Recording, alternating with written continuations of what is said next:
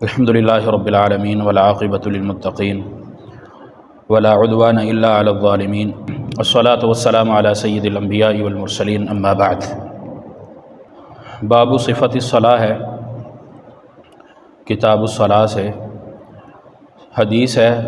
وعن البراء بن عازب رضی اللہ تعالی عنہما، سیدنا براء بن عازب رضی اللہ تعالی عنہما سے ہے، قال کہتے ہیں، قال رسول اللہ صلی اللہ علیہ وسلم کہ رسول اللہ صلی اللہ علیہ وسلم نے فرمایا، اذا سجدت فضع کفیک، کہ جب تو سجدہ کرے تو اپنے دونوں ہاتھوں کو زمین پر ٹکا دے، ورفع مرفقیک، اور اپنی جو یہ کوہنیاں ہیں ان کو اوپر اٹھا لے۔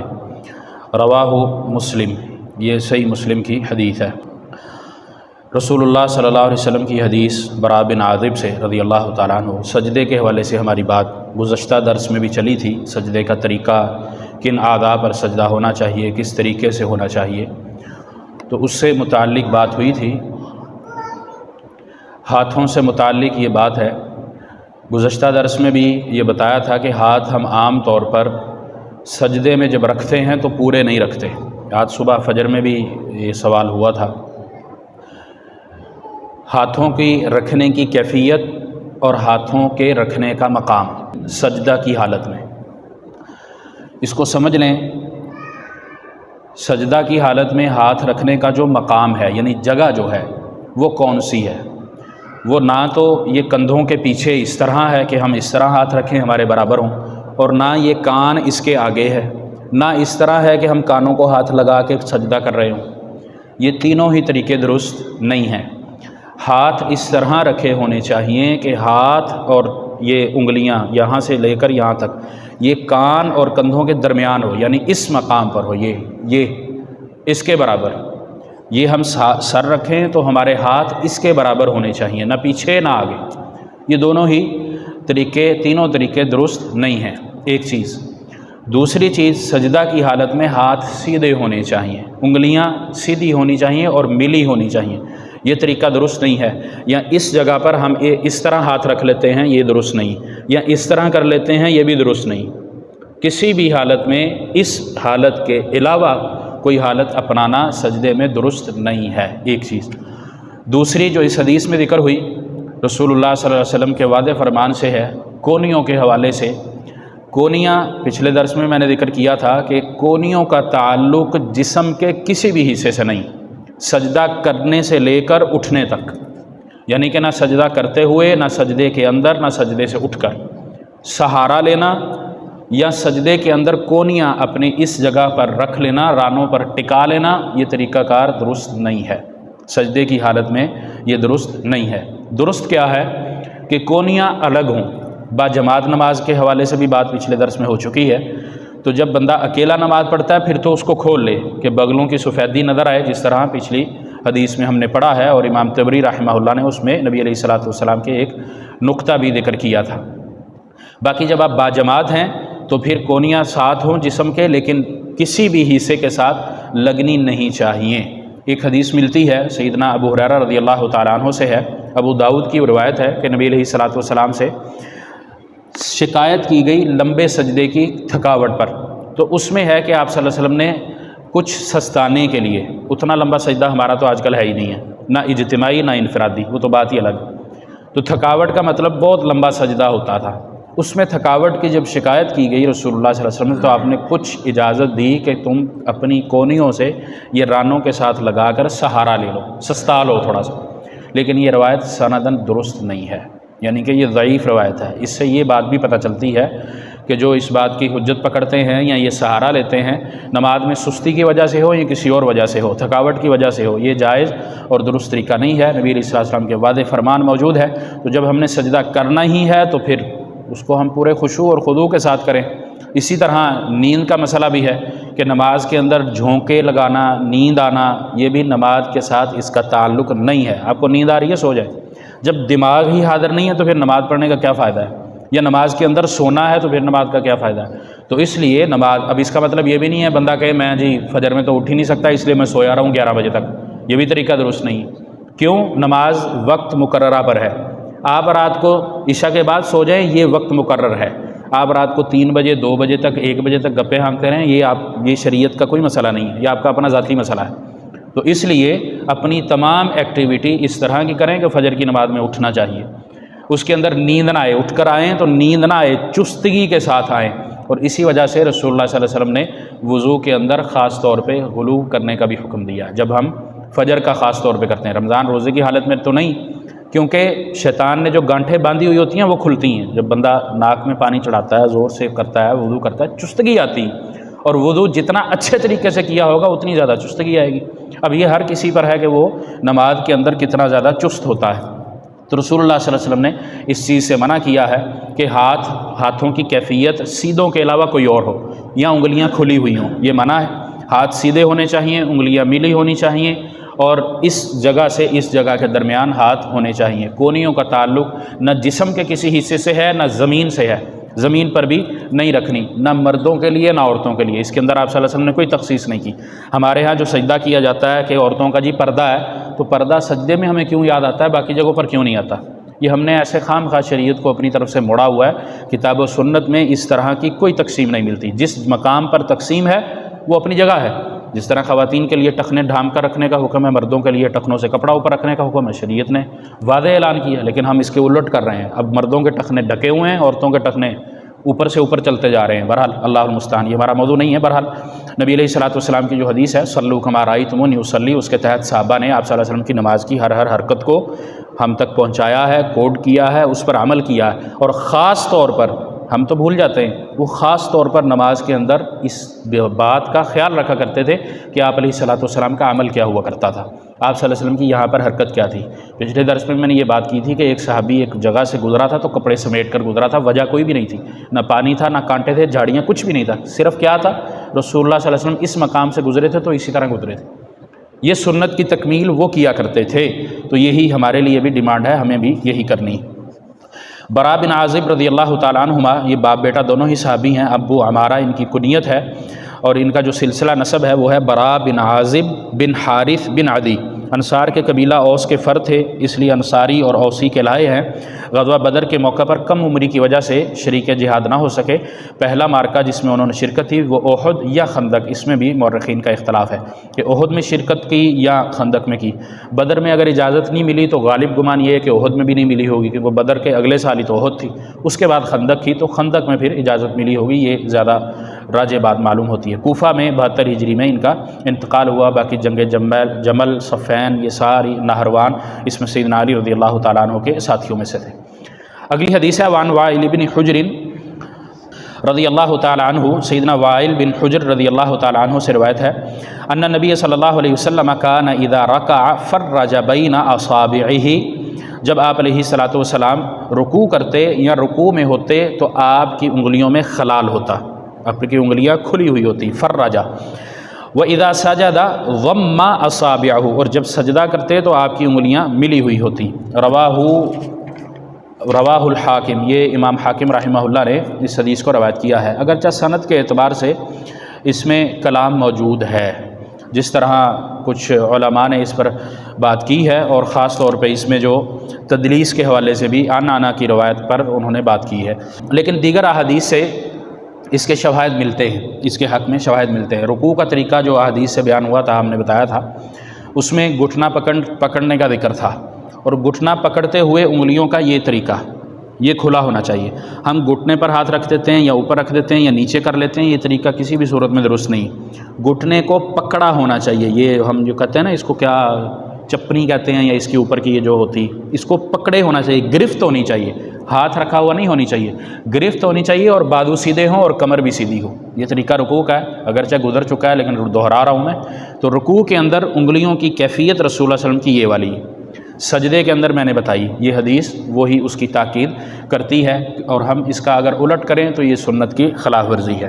نماز کے اندر درجات میں بھی فرق پڑ جاتا ہے۔ ایک چیز ہے نماز ادا کرتے ہوئے، اس کے فرضیت ادا کرتے ہوئے ہم پورے طریقے سے سنت والی کرتے ہیں، ایک ہے کہ ہم اپنی سستی اور کاہلی کی وجہ سے سنت سے دور ہو جاتے ہیں، تو دونوں میں فرق ضرور ہے۔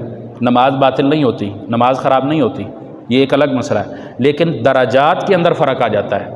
ایک آدمی ہے وہ تکبیر اولیٰ کے ساتھ امام کے ساتھ تکبیر اولیٰ یعنی تکبیر تحریمہ کے ساتھ جماعت میں شامل ہوتا ہے، اور ایک آدمی ہے جو بغیر عذر کے بھی اس کے بعد شامل ہوتا ہے، دونوں کے ثواب کے اندر درجے کے اندر فرق ہے۔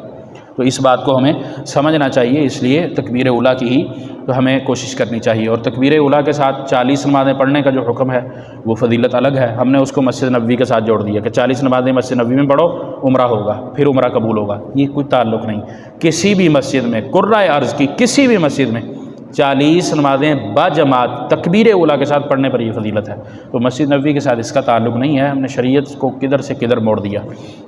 تو بہرحال سنن ابو داؤد میں سیدنا ابو حمید رضی اللہ تعالیٰ عنہ بیان کرتے ہیں کہ رسول اللہ علیہ وسلم جب رکوع کرتے تو اپنی ہتھیلیوں سے اپنے گھٹنوں کو پکڑ لیتے اور اپنی انگلیوں کو کھول لیتے۔ یہ سنن ابو داؤد کی حدیث ہے، اس کی تاکید میں اس حدیث کے اندر میں نے جس طرح ذکر کیا کہ سند کے اندر کلام ہے، تو یہ والی روایت جو سنن ابو داؤد میں ہے، صحابی بھی اور ہیں، ابو حمید ہے، یہاں صحابی اور ہیں، وہ وائل بن حجر ہیں، اور وہ حدیث اس حدیث کی تاکید کرتی ہے، اس وجہ سے اس کو تقویت ملتی ہے۔ اس طرح سنن کبریٰ بہقی میں بھی اس مسئلے کی ایک روایت موجود ہے جو کہ صحیح سند سے مروی ہے۔ اس طرح سجدہ کی حالت میں قبلہ رخ انگلیوں کا ہونا بھی ضروری ہے۔ ہم انگلیاں تو چلو ملا لیں، بعض دفعہ ہاتھ ہی ہوتے ہیں، جب ہم اس جگہ پر وزن ڈالتے ہیں نا سجدے کی حالت میں، تو ہماری انگلیاں آٹومیٹک باہر کی طرف چلی جاتی ہیں، تو یہ طریقہ کار بھی درست نہیں ہے۔ کئی نمازیوں کی دیکھا بھی گیا کہ وہ جب ہاتھ رکھتے ہیں انگلیاں تو ملی ہوتی ہیں لیکن ہاتھوں کا رخ اس طرح ہوتا ہے جیسے ہم صف میں کرتے ہیں کہ پیروں کا رخ اس طرح ہوتا ہے، تو یہ بھی طریقہ درست نہیں ہے، بلکہ قبلہ رخ ہونا چاہیے ہاتھوں کو۔ اس میں بھی نبی علیہ الصلوۃ والسلام کی مستدرک حاکم کے اندر روایت موجود ہے، اسی طرح سنن کبریٰ للبیہقی میں بھی موجود ہے۔ اگلی حدیث عن عائشہ رضی اللہ تعالی عنہا قالت، سیدہ عائشہ رضی اللہ تعالیٰ عنہ بیان کرتی ہیں، رأیت رسول اللہ صلی اللہ علیہ وسلم، کہ میں نے رسول اللہ صلی اللہ علیہ وسلم کو دیکھا، یصلی متربعا، کہ آپ علیہ الصلوۃ والسلام تربع کر کے متربعا ہو کر نماز ادا کر رہے تھے۔ رواہ النسائی وصححہ ابن خزیمہ، امام نسائی رحمہ اللہ نے اس حدیث کو روایت کیا ہے اور امام ابن خزیمہ نے اس کو صحیح کہا ہے۔ متربعا کیا، تربع کیا ہے؟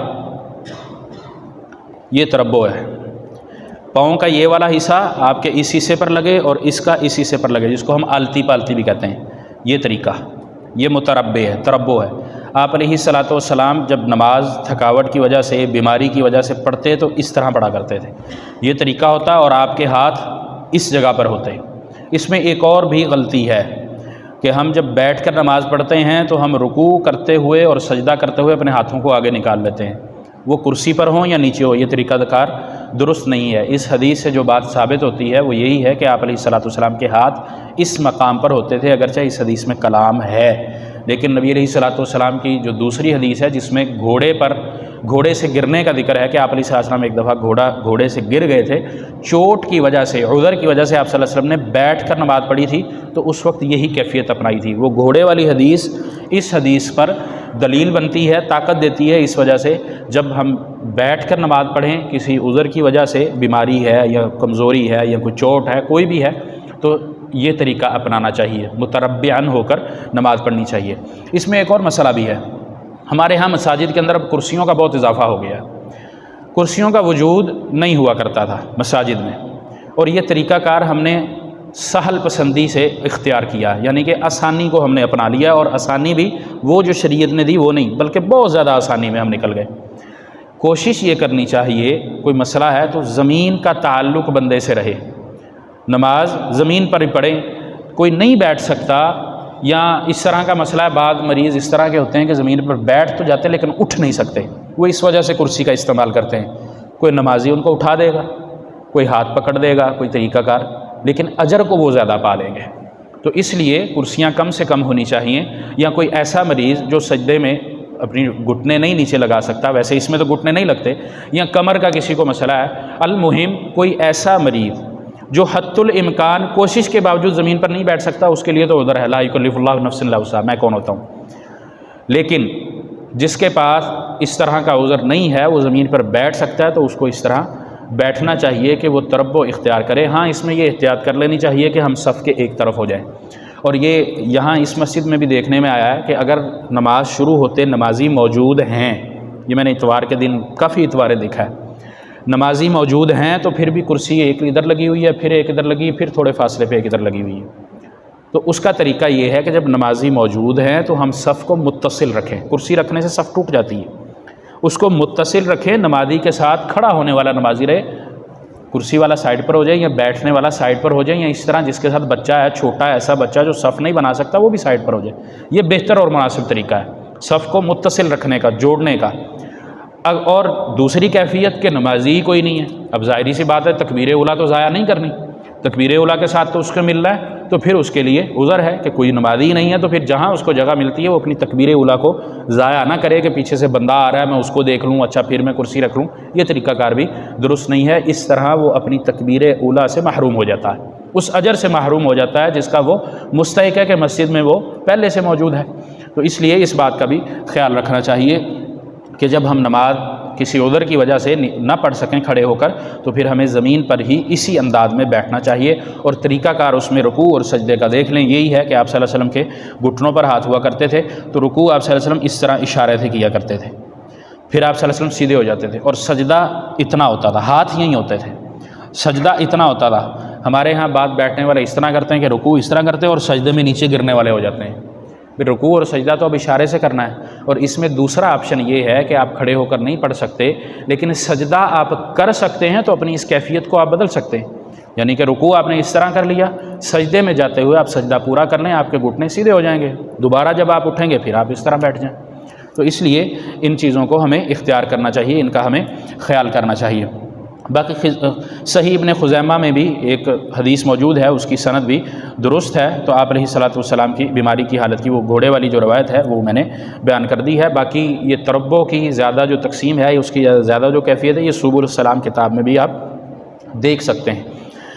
اگلی حدیث ہے وعن ابن عباس رضی اللہ تعالی عنہما، سیدنا ابن عباس رضی اللہ تعالی عنہما سے ہے، ان نبی صلی اللہ علیہ وسلم کان یقول بین السجدتین، کہ رسول اللہ صلی اللہ علیہ وسلم دو سجدوں کے درمیان یہ کہا کرتے تھے، اللہم اغفر لی وارحمنی واہدنی وعافنی وارزقنی، رواہ الاربعۃ الا النسائیہ، اس کو چاروں نے روایت کیا ہے مگر کہ نسائی نے، یعنی کہ امام نسائی نے اس کو روایت نہیں کیا۔ واللفظ لابی داود، اور یہ جو الفاظ ہیں یہ سنن ابو داود میں ہیں۔ وصححہ الحاکم، امام حاکم نے اس کو صحیح کہا ہے۔ اس حدیث میں بھی تھوڑا سا کلام موجود ہے۔ اس میں پہلی بات یہ ہے کہ حافظ ابن حجر رحمہ اللہ نے ان الفاظ کو ابو داود میں ذکر کیا ہے کہ سنن ابو داود کے یہ الفاظ ہیں، جبکہ سنن ابو داود میں الفاظ میں کچھ تبدیلی ہے، رد و بدل ہے، جس طرح کہ ورحمنی کے بعد وعافنی ہے، اس کے اندر وحدنی نہیں ہے، تو یہ ان کو سہو ہے، مغالطہ ہے، تو لیکن یہ الفاظ موجود ہیں۔ کئی ساری روایات اس سے متعلق موجود ہیں جن کے اندر الفاظ کی تبدیلی ہے۔ اگر ہم اس کے معنی کی بات کریں تو معنی بہت عظیم ہے، بندہ اپنے لیے ہدایت کی دعا بھی کرتا ہے، معافی کی دعا بھی کرتا ہے، رزق کے طلب کرنے کی بھی دعا کرتا ہے، اللہ سے پناہ کی بھی دعا کرتا ہے کہ شیطان سے اور دیگر جتنے بھی شرور ہیں، شبہات ہیں، ان سے پناہ کی بھی دعا کرتا ہے، تو یہ بڑے عظیم کلمات ہیں۔ اس کے ساتھ ساتھ ایک اور حدیث ہے جو بالکل صحیح، اس کے اندر الفاظ ہیں رب اغفر لی، نبی علیہ الصلوۃ والسلام دو سجدوں کے درمیان رب اغفر لی پڑھا کرتے تھے۔ اب ان کے معنی کی اگر بات کی جائے تو اس کا معنی ہم سب کو ہی شاید آتا ہے، رب کا معنی رب، الہ، اللہ، ہمیں پالنے والا، اغفر لی میری مغفرت فرما، یا متکلم ہے، اللہ میری مغفرت فرما، مجھے معاف فرما، بڑی عظیم دعا، کلمے چھوٹے سے۔ اب اس کے اندر جو ہمارے نمازی حضرات یہ کام کرتے ہیں کہ دو سجدوں کے درمیان کچھ بھی نہیں پڑھتے، ایک سجدے سے اٹھے اور دوسرا ٹھا، کیا خیال ہے وہ اس عظیم دعا سے محروم رہتے ہیں یا نہیں رہتے؟ نبی علیہ الصلوۃ والسلام کا طریقہ ہے، آپ کی دعا ہے، اور نماز جب ہم نے پڑھنی ہے تو پھر اس کے اندر اذکار، دعائیں، یہی تو ہے۔ الصلاۃ، اس کا معنی کیا ہے؟ الدعاء، لغوی معنی تو یہی ہے، نماز کا جو لغوی معنی ہے لغت میں وہ دعا ہی ہے۔ اب دعا ہی ہم نے رب سے نہیں کرنی تو پھر فائدہ کیا ہے جلدی جلدی اجلت میں؟ اور وہ صحابی جو 3 دفعہ نماز پڑھ کے بھی آپ صلی اللہ علیہ وسلم نے کہا کہ دوہرا نماز، پھر اس نے کہا اللہ کے نبی مجھے تو اسی طرح آتی ہے، آپ بتائیے۔ ہم کسی کو کہہ دیں تو کیا خیال ہے پھر کیا ہوتا ہے؟ تو اس لیے ہم سب کو اپنی نماز کے بارے میں خیال کرنا چاہیے۔ تو اس میں ورفعنی کے بھی الفاظ ہیں، وجبرنی کے بھی الفاظ ہیں، سنن ترمذی کے اندر وہ روایت بھی موجود ہے۔ اس طرح سنن ابو داؤد میں یہ رب اغفر لی کے الفاظ موجود ہیں۔ اس طرح ابو داؤد میں ورحمنی کے بھی الفاظ ہیں جو میں نے پڑھے بھی ہیں، اور دیگر محققین نے اسی روایت کو حسن بھی کہا ہے اور بعد نے صحیح بھی کہا ہے۔ تو بہرحال یہ الفاظ بڑے عظیم ہیں، اللہ رب العالمین سے دعا والے ہیں۔ پھر میں پڑھ دیتا ہوں، کسی کو یاد، بڑے آسان سے الفاظ ہیں۔ اللہم اغفر لی اے اللہ میری مغفرت فرما، ورحمنی اے اللہ مجھ پر رحم فرما، واہدنی اے اللہ مجھے ہدایت پر جا، یا ہدایت کے رستے پر چلا، یا مجھے ہدایت دے۔ اس میں استقامت بھی ہے، ہدایت طلب کرنا بھی۔ ہدایت بندے کو مل گئی، اب وہ اس پر مستقیم نہیں ہے، ایک نماز پڑھ لی پھر چھٹی، نیکی کر لی پھر چھٹی، ہدایت تو ہے لیکن استقامت نہیں ہے، اس کے اندر وہ چیز بھی، وہ معنی بھی موجود ہے۔ وعافنی اے اللہ مجھے عافیت عطا فرما۔ اب عافیت کا معنی ہم اردو کے اندر کیا کرتے ہیں؟ عربی کا لفظ بھی عافی نہیں، اے اللہ مجھے عافیت عطا فرما، یعنی کہ صحت عطا فرما، کوئی نقصان ہے اس سے مجھے بچا، کوئی اس طرح کا معاملہ ہے جس سے میری ذات کو شر پہنچ سکتا ہے، کوئی نقصان ہو سکتا ہے، اللہ مجھے اس سے عافیت دے۔ یہ سارے اس کے اندر معنی ہے۔ ورزقنی اے اللہ مجھے رزق عطا فرما، حلال رزق عطا فرما۔ اس وقت ہمارا سب سے بڑا مسئلہ یہی، خلوص کے ساتھ، اطمینان کے ساتھ یہ دعا حاضر اللہ کو جان کر، اپنے دماغ کو حاضر جان کر اگر ہم یہ کریں تو کیا خیال ہے یہ التجا اللہ رب العالمین تک نہیں پہنچے گی؟ ضرور پہنچے گی۔ اس طرح رب اغفر لی کے بھی الفاظ ہیں۔ اگلی حدیث ہے عن مالک بن حویرث رضی اللہ تعالی عنہ، سیدنا مالک بن حویرث رضی اللہ تعالی عنہ سے ہے، انہ رأى النبی صلی اللہ علیہ وسلم یصلی، کہ انہوں نے رسول اللہ صلی اللہ علیہ وسلم کو نماز پڑھتے ہوئے دیکھا، فإذا كان في وتر من صلاته، جب آپ علیہ الصلوۃ والسلام کی یعنی کہ طاق نماز کی رکعت ہوتی، وطر سے مراد وہ وطر نہیں جو ہمیشہ کے ساتھ پڑھتے ہیں، اس سے مراد طاق معنی ہے۔ آپ صلی اللہ علیہ وسلم کی نماز میں طاق رکعت ہوتی، لم ینہض، آپ علیہ الصلوۃ والسلام کھڑے نہ ہوتے، حتی یستوی قاعدا، یہاں تک کہ آپ علیہ الصلوۃ والسلام سیدھے اطمینان سے بیٹھ نہ جاتے۔ رواہ البخاری، صحیح بخاری کی حدیث ہے۔ بڑا اس میں ہمارا ایک مسئلہ حل ہوتا ہے، اگر ہم حدیث کے تحت دیکھیں تو ہمارا ایک بہت بڑا اختلاف بھی ختم ہو جاتا ہے، کیا؟ اور ایک جلد بازی کا بھی حل مل جاتا ہے، اور ایک اور کام، چوتھی چیز میرے ذہن میں آ گئی، امام سے آگے ہونے کا بھی حل ہمارا ختم ہو جاتا ہے۔ امام سجدے سے اٹھ کر بیٹھتا ہے، پیچھے مقتدی سجدوں کے بعد سیدھا کھڑا ہوا ہوتا ہے، لم ینہض۔ آپ علیہ الصلوۃ والسلام سے یہ الفاظ مالک روایت کرتے ہیں کہ آپ علیہ الصلوۃ والسلام کھڑے نہ ہوتے، کوئی شک و شبہ ہی نہ رہتا۔ وطر پہلی رکعت کے بعد اور تیسری رکعت کے بعد، طاق معنی یہی ہے نا، ہم نے 4 رکعت اگر پڑھنی ہے تو اس میں طاق کون سی ہوگی؟ پہلی اور تیسری۔ جفت کون سی ہوگی؟ دوسری اور چوتھی۔ اگر 3 رکعت کی نماز ہے اس میں دوسری جفت ہے، پہلی اور تیسری ہماری طاق ہے، دوسری کے بعد تو ہم بیٹھ جاتے ہیں، تشہد ہے کیونکہ۔ اب تیسری کے بعد اور پہلی کے بعد مسئلہ یہ ہے کہ سجدہ سے اٹھتے سیدھے اوپر چلے جاتے ہیں۔ اس میں ایک مسئلہ اور سمجھ لیجئے، آپ علیہ الصلوۃ والسلام کی ایک اور حدیث بھی ہے کہ اس میں یہ کہ کیفیت ہر نماز کے حصے کی اس طرح ہونی چاہیے جیسے تھی۔ ہم سجدے سے پہلے بیٹھتے ہیں، کیفیت بدلنے کا بھی حکم تو نہیں، سجدہ پھر دوبارہ کرتے ہیں، سجدہ کرنے کے بعد جب اٹھنا ہے تو پہلی کیفیت کیا ہے ہماری؟ کیا ہے؟ بیٹھنا۔ اب بیٹھنے کی کیفیت جب اپنائیں گے نہیں تو کھڑے ہونے کا ہمیں کس نے کہہ دیا؟ یہ بہت بڑا مسئلہ اور بہت بڑا اختلاف ہے، لیکن اس کا حل بخاری کی اس روایت سے موجود ہے، اور یہ سیدنا مالک بن حویرث رضی اللہ تعالیٰ عنہ آپ علیہ الصلوۃ والسلام کا عمل بتا رہے ہیں، اور اس کے اندر جو الفاظ استعمال ہوئے ہیں اس کا معنی حتمی، یقینی، کہ آپ صلی اللہ علیہ وسلم کھڑے ہی نہ ہوتے، یہاں تک کہ اطمینان سے سیدھے قاعدن بیٹھ نہ جاتے۔ اس کا معنی یہی لیا جائے گا کہ آپ صلی اللہ علیہ وسلم 2 سجدوں کے بعد اطمینان سے بیٹھتے، اس کو جلسہ استراحت بھی کہتے ہیں۔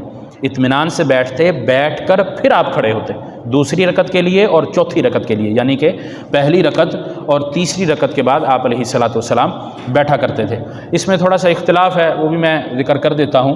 امام شافعی رحمہ اللہ اس کے ہی قائل ہیں، امام احمد اور امام ابو حنیفہ رحمہم اللہ وہ اس بات کے قائل نہیں ہے کہ ان کے بعد بیٹھنا چاہیے، لیکن ائمہ ہوں، فقہا ہوں، محدثین ہوں، کوئی ہمارا خطیب ہو، امام ہو، الغرض نبی صلی اللہ علیہ وسلم کے علاوہ کوئی بھی ہو، یہاں تک کہ صحابہ بھی ہوں، دلیل صحابہ کے عمل کی اگر اس کے خلاف ہے تو پھر صحابہ بھی حجت نہیں، صحابہ اسی صورت میں حجت ہیں جب ہمارے پاس حدیث ان کے موافق ہے، یا حدیث اس مسئلے میں نہیں ہے اور صحابہ کا وہ عمل ہے، پھر وہ ہمارے لیے حجت ہیں۔ لیکن وہ صحابی جس کے پاس حدیث نہیں پہنچی اس کا عمل ہے تو وہ ایک الگ بات ہے۔ صحابہ ہمارا یہ ایمان ہے کہ نبی علیہ الصلوۃ والسلام کی مخالفت کسی صورت نہیں کرتے، آپ علیہ الصلوۃ والسلام کی حدیث جیسے ان کو ملتی فوراً عمل کرتے۔ بے شمار مثالیں ہمارے پاس موجود ہیں، ایک موٹی سی مثال میں دیتا ہوں شراب کے بارے میں، اور اس میں سیدنا ابو طلحہ والی چلیں، وہ تو ہم کہہ سکتے ہیں کہ جی وہ تو اللہ کا حکم تھا اس لیے صحابہ نے فوراً عمل کیا۔ سیدنا ابو طلحہ رضی اللہ تعالیٰ عنہ نبی صلی اللہ علیہ وسلم کے پاس آئے تھے نا، اللہ کے نبی 2 یتیم بچے ہیں، ان کے شراب کا کاروبار تجارت ہے، اجازت دیں کہ ان کی اس شراب سے سرکہ بنا لیں؟ آپ صلی اللہ علیہ وسلم نے اس کی اجازت نہیں دی، یہ حدیث ہے، آپ صلی اللہ علیہ وسلم نے اس کی اجازت نہیں دی، ابو طلحہ نے زور نہیں دیا، یتیم بچوں کا جو تھا ختم، اللہ نے برکت اور دی ہوگی، اس کا بدلہ ان کو دیا، کیوں؟ سنت پر عمل کیا، کیونکہ قرآن اور سنت دونوں برابر ہیں، ان کے اندر کوئی فرق نہیں ہے۔ تو اس لیے اس بات کا ہمیں خاص طور پر خیال رکھنا چاہیے کہ جب نبی علیہ الصلوۃ والسلام کا فرمان ہمیں مل گیا، ہم تک پہنچ گیا، تو اس پر عمل کرنا ضروری، واجب ہے۔ واجب فرض کا بھی فرق کوئی نہیں، میں فرض کہوں یا واجب کہوں ایک ہی بات ہے، اس پر واجب ہے کہ اب میں عمل کروں، کوئی حجت باقی نہیں رہتی۔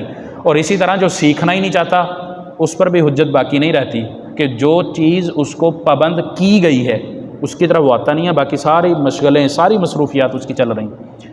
اس لیے اس کا بھی ہمیں خیال رکھنا چاہیے کہ جو ذمہ داری میری رکھی گئی ہے وہ میں کتنی پوری کرتا ہوں، اور وہ ذمہ داری سب سے بڑی ہے ہی یہ کہ شریعت کا میں علم سیکھوں تاکہ میری عبادات اچھی ہوں اور میں اللہ کے ہاں سرخرو ہو سکوں۔ تو اس کے اندر بھی ہمیں عذر نہیں تلاش کرنا چاہیے۔ تو بہرحال یہ دو فقہا ہیں وہ اس بات کے قائل نہیں ہیں، لیکن نبی علیہ الصلوۃ والسلام کی واضح حدیث ہے، تو اس حدیث کے مقابلے میں ان کا قول یا ان کا یہ عمل قابل حجت نہیں ہوگا، کیونکہ آپ علیہ الصلوۃ والسلام کے علاوہ کسی کی بات بغیر دلیل کے نہیں مانی جائے گی۔ باقی اسی طرح اس کے اندر ایک اور مسئلہ بھی ہے کہ نبی علیہ الصلوۃ والسلام کے اس عمل کو آخری عمر پر محمول کرتے ہیں کہ آپ علیہ الصلوۃ والسلام کا 2 سجدوں کے بعد یہ بیٹھنے کا جو عمل تھا یہ بڑھاپے کی وجہ سے تھا۔ 60 سال کا آج کل کسی کو اگر کہیں تو وہ بوڑھا مانتا نہیں ہے، تو نبی علیہ الصلوۃ والسلام میں تو پھر کئی افراد کی طاقت ہوا کرتی تھی، تو اس لیے یہ بات قابل حجت نہیں ہے۔ اور آپ علیہ الصلوۃ والسلام کی نماز اسی طرح ہی تھی جس طرح آپ کھڑے ہو کر پڑھتے یا بیٹھ کر پڑھتے، بیٹھ کر بھی صحابہ نے دیکھی، اور اس حدیث کے اندر بھی مالک رضی اللہ تعالیٰ عنہ نے یہ تقسیم نہیں کی کہ آپ علیہ الصلوۃ والسلام بیٹھا کرتے، جب بیٹھ کے نماز آپ صلی اللہ علیہ وسلم کی آخری عمر تھی یا بڑھاپا تھا اس وقت آپ صلی اللہ علیہ وسلم بیٹھا کرتے تھے، اس سے پہلے نہیں بیٹھا کرتے تھے۔ تو اس لیے ہمیں بھی اس طرح کی تعویلات نہیں کرنی چاہیے، یہ درست نہیں ہے۔ باقی نبی علیہ الصلوۃ والسلام کے ان ساتھیوں میں جو یہ روایت کرتے ہیں صلو کما رأیتمونی اصلی، ان میں مالک بن حویرث رضی اللہ تعالیٰ عنہ ہیں۔ جب وہ خود اس بات کو روایت کرتے ہیں کہ صلو کما رأیتمونی اصلی، نبی صلی اللہ علیہ وسلم نے فرمایا نماز اس طرح پڑھو جس طرح مجھے پڑھتے دیکھتے ہو، تو پھر وہ تو اس کے برخلاف قطعاً نہیں جائیں گے۔ تو اس لیے ہمیں بھی ان چیزوں کو اپنانا چاہیے۔ یہ چھوٹی چھوٹی چیزیں ہیں، کوئی کہہ سکتا ہے کہ یار یہ نماز تو خراب نہیں کرتی، لیکن یاد رکھیں کہ نماز کا اجر، ثواب، اس کا درجہ ضرور کم کرتی ہیں، اور ہم نماز کے اندر جلد بازی کریں، باقی سارے کام اطمینان سے کریں، یہ بھی دو رخی ہے، پالیسی ہماری جو ہے نا وہ درست نہیں کہ رب کے ساتھ تو ہم اس طرح کا معاملہ کر لیں اور فائدہ اس میں ہمارا ہی ہے، کسی دوسرے کا فائدہ نہیں ہے۔ فائدہ ہمارا ہی ہے کہ ہم نے ہی اللہ سے سرخرو ہونا ہے۔ اللہ رب العالمین تو ضرورت نہیں ہے ہماری نمازوں کی، ہم پڑھیں گے تو ہمارے لیے ہمیں نجات ہے، درست پڑھیں گے تو اور زیادہ ہے، اور اگر غلط پڑھیں گے تو پھر اس کا میزانیہ نہیں ہے، اس کا وزن نہیں ہے، اور اگر نہ ہی پڑھیں گے تو پھر تو اللہ حافظ والی بات ہے۔ اللہ رب العالمین ہمیں عمل کی توفیق عطا فرمائے۔